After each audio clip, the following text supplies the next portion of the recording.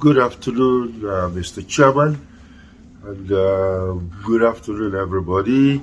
Let me stand on the existing protocol, and thank you very much for inviting me to this conference. Now, I'm sorry I would have been with you, but well, this is digital age, so of course, I'm practically with you.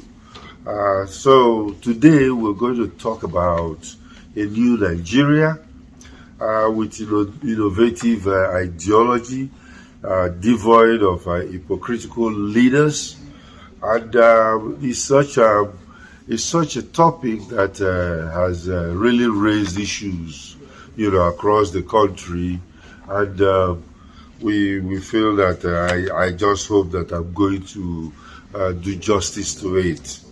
Now, when I was given this topic to discuss, I considered it seriously because of the operative words contained in the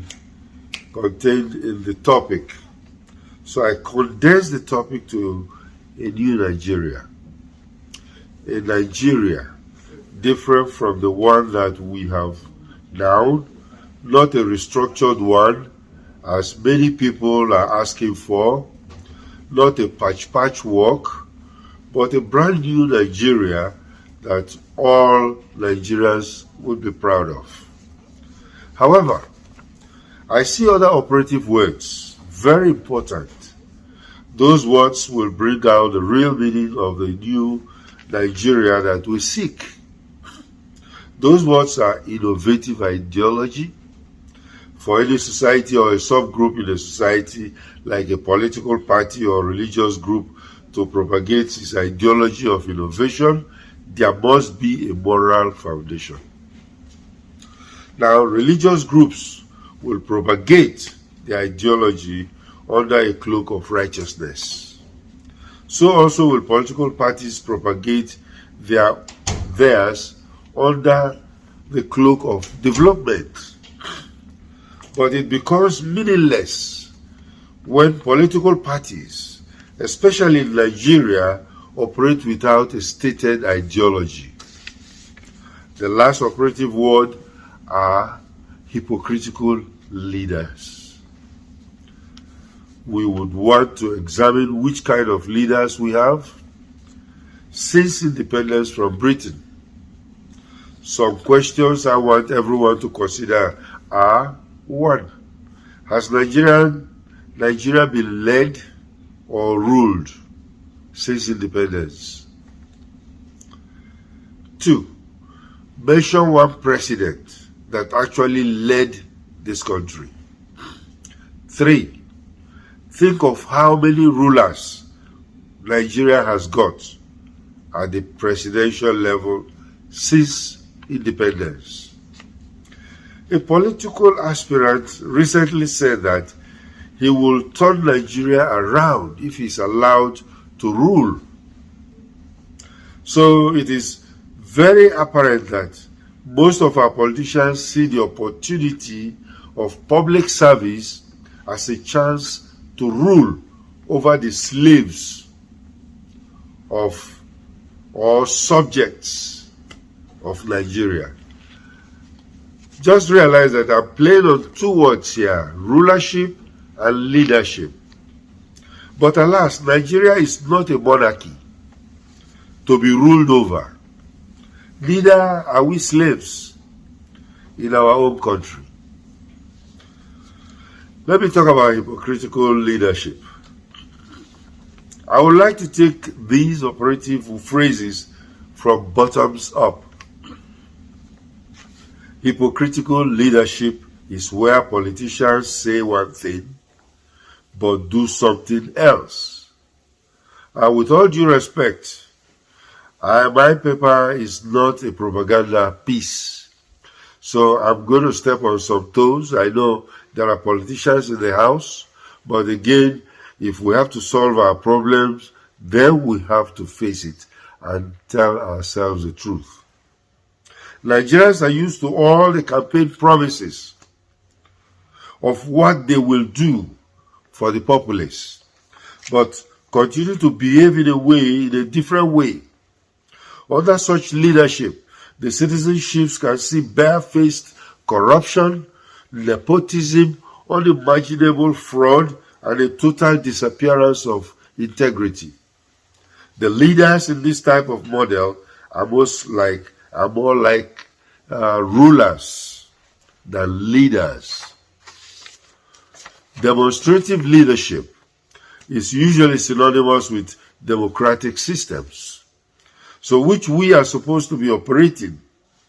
In such systems like the United States of America, where we copied our form of government, leaders are known not only to talk the talk, but walking the walk with the guidance of their constitution. At their Supreme Court, I went there, and then right at the pillars of the Supreme Court, right on top, is etched in granite the word equal justice under law. Nigerians have been caught up in the quagmire of hypocritical leadership, where we are at the mercy of the politicians. In a democratic system where we, the people, are supposed to be the repository of power, politicians have relegated the citizens to the background, where if a politician build a 5 kilometers of road, we come out with our drums, dancing and thanking the governor or president for providing that infrastructure, as if he built the road with his own personal money. It is simple. The citizens beating the drums are ignorant, and the politician is taking advantage of their lack of knowledge. According to Francis Bacon, who wrote in 1597, knowledge is power.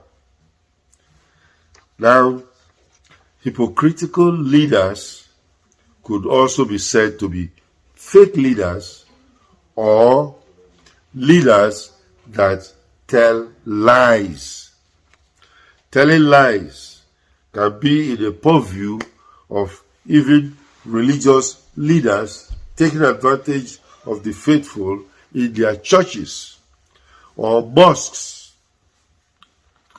We are all witnesses to fake prophecies, fake healing demonstrations, or the attempt of pastors in scandalizing citizens into a guilt trip where they have to bribe God with their tithes and offerings. Muslims are not left out of this, where systematic brainwashing could lead adherents to becoming suicide bombers. It is a truism that most of the politicians today are ignorant of or are devoid of leadership skills and qualities. Very few politicians do understand what leadership is all about, but most politicians are in public office to appropriate our common wealth into their personal pockets. That is why leadership for development becomes a big problem. A big problem because the fundamental objectives of being in public office is not for development but for personal aggrandizement. I make bold to observe that leadership is not taught as an academic major in many of our universities or even in our master's degree programs. However, military institutions have leadership as a subject in their curriculum, at their academies and their universities. Politicians who are graduates of business schools at the postgraduate level may have had the opportunity to study some form of leadership in their management courses. But majority of local government chairmen and governors are devoid of in-depth knowledge of leadership and what it entails. I want to talk about innovative ideology. An ideology is a set of ideas and ideals, especially those which form the basis of economic or political theory and policy. For this ideology to be innovative, we have to look at the specific way of thinking about human action, so the praxis will be to convert political promises to human action and development. However, the political landscape in Nigeria lacks cognitive rigidity when it comes to ideology. Ideological extremism is totally shady, where carpet crossing is a commonality. In the United States, the Democrats are pro-choice. That's, they support abortion, while their Republican counterparts are totally against it, against abortion.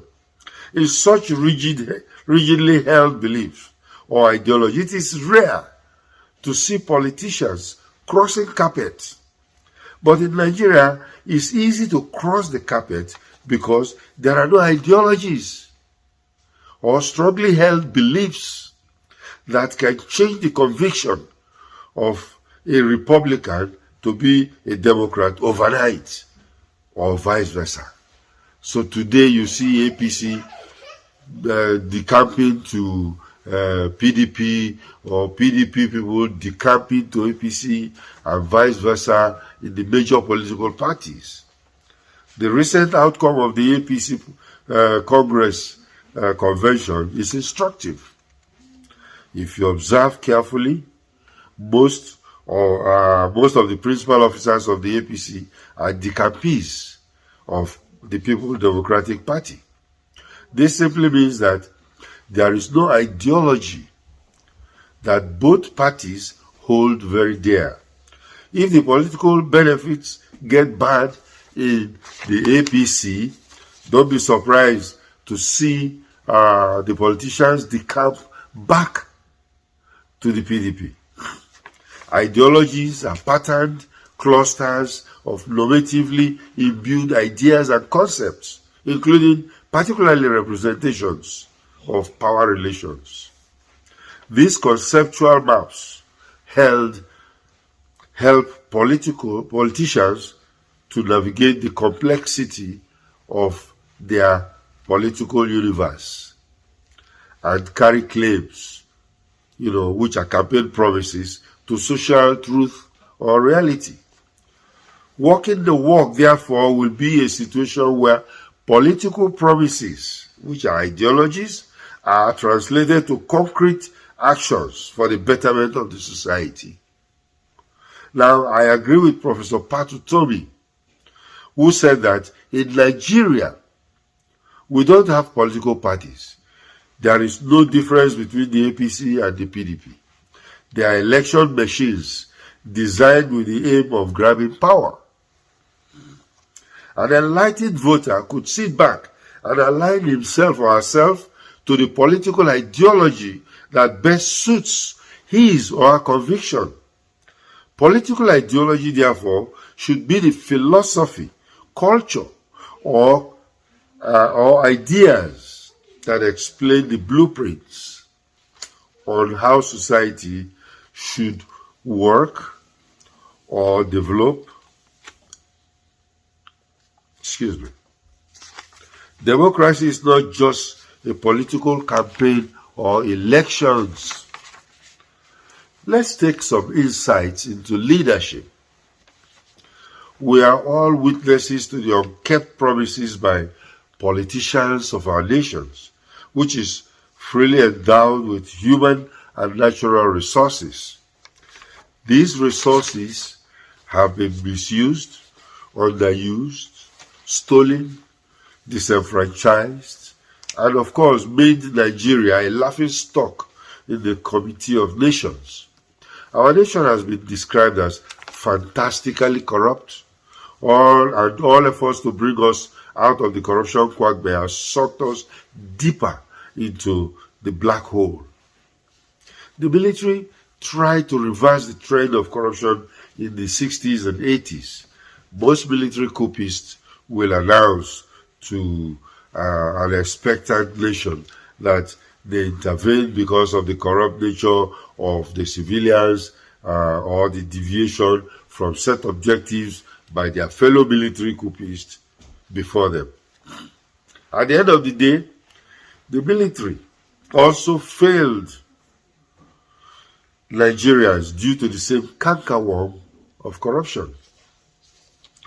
A conscious effort was made to return to multi-party democracy fashioned after the United States of America's model, rather than following this model, which has been tested over centuries and proven to be an enduring democratic system of liberty, freedom, and justice for all American citizens. Two Nigerian indigenous factors, corruption and nepotism, were introduced to manipulate the system which denied Nigerians the liberty, freedom, and justice they deserved. The same politicians who had been in power or the corridors of power since independence still run the affairs of this country. Retired military coupists have continued to dominate the political landscape, denying new ideas to flourish and change the country for good. According to Professor P.L.O. Lumumba, the famous Kenyan professor, the problem with Africa is that those with ideas have no power, and those with power have no ideas. And you have all these ideas on how we can clean Africa. And listen to you, and I can see you bubbling with ideas, and you don't have the power. And the fellow with the power has completely no idea. In the Kenyan media, media professional, media professional Jamila Mohammed wrote on a leadership and integrity piece, where she wrote in a memo that in Egypt, the country's transport minister, Hesham Arafat, resigned after a deadly train crash in Cairo, killed at least 25 people, and left 50 others injured. Please understand that it is not the minister who was driving the ill-fated train, but he resigned. Here in Nigeria, what do we have? We have a train that was bombed by terrorists, and then, of course, a lot were killed, and then, of course, more were taken hostages, and the hostages are there. Nobody is talking to the families of the hostages, and at the same time, the minister for transportation, instead of resigning, is running for the office of president. How much can we put on the value of the life of a Nigerian? In June 26, UK Prime Minister David Cameron resigned from a referendum vote to leave European Union. They wanted the UK to remain in Europe, but his people said otherwise, and he had to go. In that same country, a member of the House of Lords quits his government post after turning up late to answer questions, saying he was thoroughly ashamed of himself, yes, thoroughly ashamed, for simply arriving late in Parliament to answer questions. How many of them will do this? How many of our senators will do that? Now, at this time of scandals, worth billions and, money flying all over the place, not because there is simply nobody to take responsibility, but nobody is held accountable. Nobody is held accountable, so everybody does what he wants to do. Now, The oath of office taken by holders of public office is a promise before God and the people to uphold the sovereignty, integrity, and dignity of the people of that country, as well as do justice to all in accordance with the Constitution. While taking the oath, the leaders also promised to truly and diligently serve the people, and so all of them ended with, "So help me God." But people no more get scared of God. They don't care whether God is. They know maybe God will take his time. He will not answer them very quickly. So they do whatever they want to do. Nobody is giving the Nigerian millennial the chance to express their digital ideas for the development and growth of the country. This is campaign year, and we still have people in their 50s, 60s, and 70s running for political office. There was a time in the annals of this country where the leaders of this country were in their 20s and 30s. It is also on record that most infrastructural developments in this country took place during that period, maybe in the 70s. The late prominent Jamaican evangelist, Dr. Miles Monroe, threw more light on the issue of politicians and leadership. He said that don't ever believe that a politician is a leader, because the system that we have produces politicians. It doesn't produce leaders. So the politicians know nothing about leadership, but is leading you. He went further to analyze it. Hear him. He said, politicians are concerned about the next election. That's why they can't be leaders. But leaders are different. Leaders are concerned about the next generation. So the concerns of politicians is to stay in power, to keep their position, and to win the next election. This is why they cannot lead. They lack purpose and passion. So he concluded that politicians focus on programs. How many road have I built? I'm a Mr. Project. I've built flyovers all over the place. I've built bridges. That will everybody can see, but not vision. Politicians' priority is securing the next election, not securing the next generation. Their focus is different. Politicians are preoccupied with promises, not purpose. What we need is statesmen, not politicians. A statesman is a different breed of politician. A statesman thinks of the next generation. So, ladies and gentlemen, how do we get a new Nigeria? A new Nigeria is a brand new Nigeria possible? That's a major question. Many have said that the problem with Nigeria is a problem of leadership. Is there a leader that can save Nigeria from this rigmarole of divisiveness, underdevelopment, and corrupt society? If we can make the root causes of insecurity disappear, that will give us a new breath of national security and pride. I agree that a new Nigeria is achievable. It has been done before in other climes, so it is possible here. The turnaround of wrecked economies have been demonstrated in Greece, Singapore, Malaysia, Vietnam, and even Rwanda in Africa here. A demonstrative leader, Nigeria can turn around by taking advantage of the low-hanging fruits. We must together stop the jamboree going on in Abuja. It is insane for us to be paying 469 federal legislators, the highest salaries in the world among legislators. Our professors and medical doctors are migrating to other developed countries because this country does not value their contribution as compared to legislators. Some who don't utter a word during sessions but smile to the bank at the end of the month. What we need now is a nation. As a nation, what we need now is a demonstrative and visionary leader, a president, or a team of specialists, collegiate, advising the president. Such leaders lead to getting others to move things forward.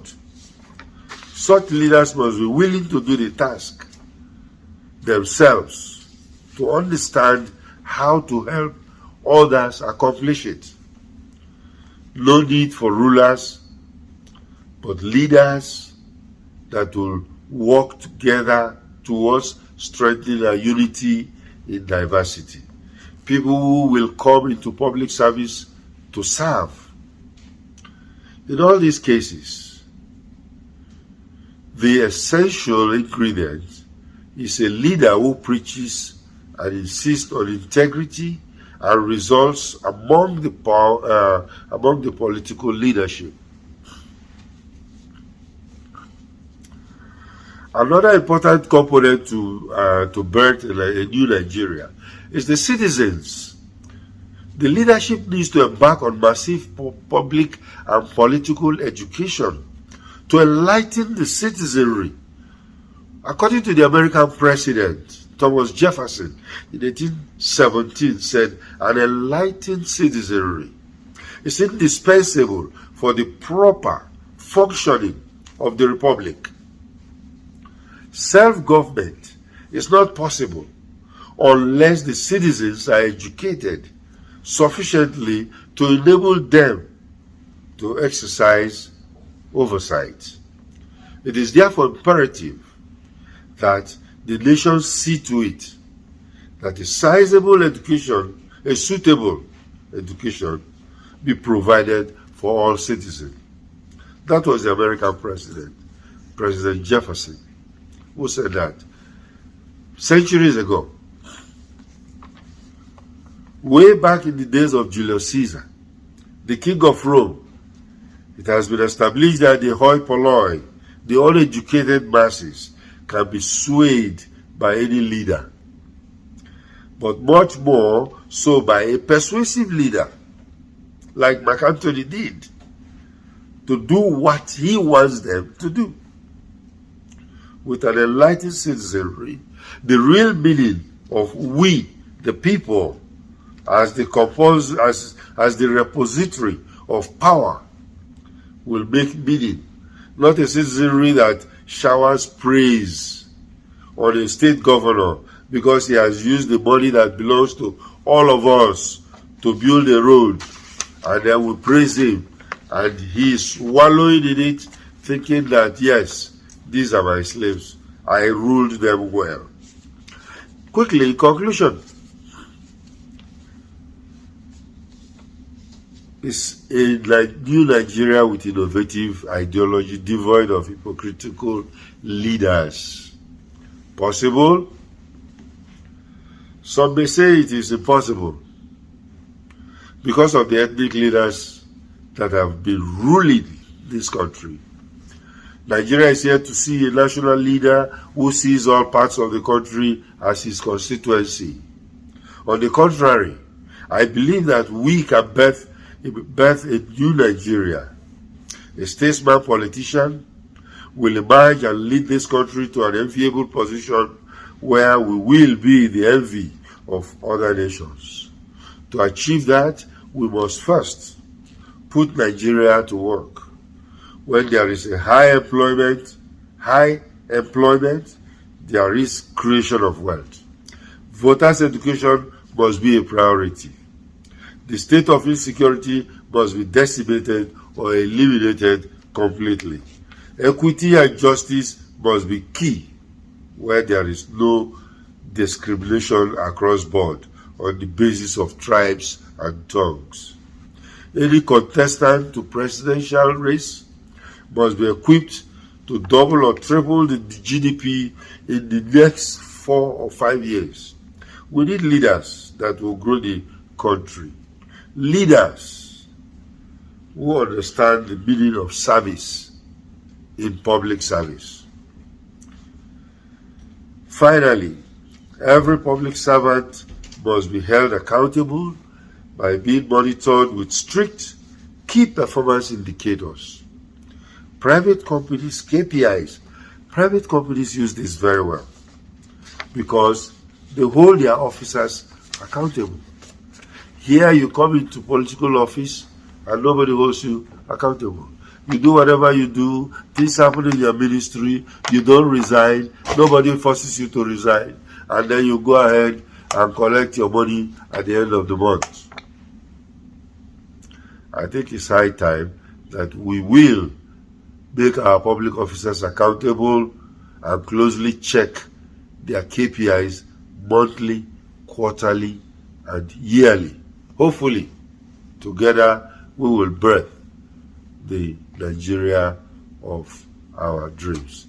Thank you for listening.